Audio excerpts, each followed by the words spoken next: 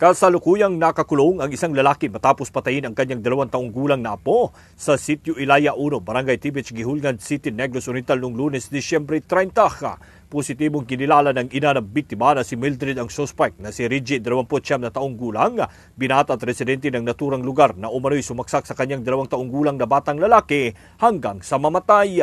Sa ulat na nakalap ng Q5 News FM Dumayati, lumalabas na bago mangyari ang karumal-dumal na krimen, nakikipag-inuman umano ang suspect kasama ang kanyang mga kaibigan at kasamahan sa fraternity. Sa investigasyon, itinanggi ng suspect ang paratang, ngunit kalaunan ay umamin din ito na siya ang sumaksak sa bata matapos makita ng otoridad ang mga bansa ng dugo sa kanyang leeg.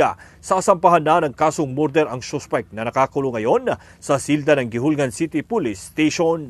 Ang balita mula sa Q5 News FM 97.7 Dumaguete. Ako si Q5 James de Trebayo Bandukilyo para sa Kampiyon nga Balita, Serbisyo Publiko Kalingawan sa Negros, Q5 News FM.